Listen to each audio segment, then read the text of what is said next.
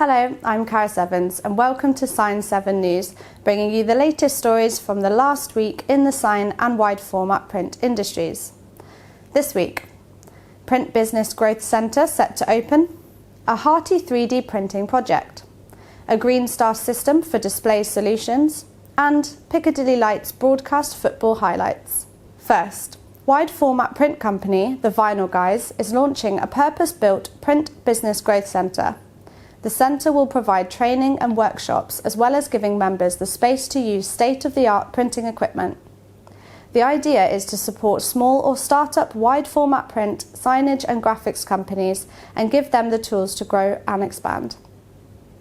Next, Mimaki 3D printing technology has enabled doctors and researchers from the University of Florence to achieve accurate colours on a 3D model of a heart. With traditional dissection methods becoming less practical, a 3D UJ53 printer was used instead. The printer uses a UV LED curing method which can reproduce over 10 million colours in CMYK 4 colour, white and transparent. Now, Antalis produces a range of products for the visual communications markets. As more and more businesses and consumers put sustainability at the top of their priority lists, the company has pledged to make its products as sustainable as possible. I spoke to Chris Green, Director of Visual Communications, about Antalis' Green Star system for doing just this. The visual communications system is very much based on two factors. Number one is the actual source of the product. So within visual communications, it spreads a wide range of products. You know, some are made from fossil fuels, some are made from renewables like trees, and it's trying to understand what is good and what is bad across that axis. So we know obviously that some fossil fuels are heavily reliant, in terms of energy in production, and really aren't particularly the best, but are required, for certain applications. So we go along that axis and look at really and rating products along, right, okay, how good is a product from manufacturer to distribution? And then the other side of the axis really is about what happens at the end of life, so the end of life cycle. So how easy is it to recycle? Now, that in itself is a very challenging situation on products because, the recycling network, particularly across the UK, is very regional. But there are certain products that certainly are more recyclable, more commercially recyclable than others.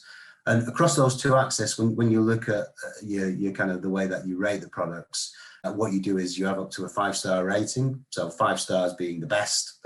So 5-star product would have recycled content in it and can be easily recycled and come from a renewable source.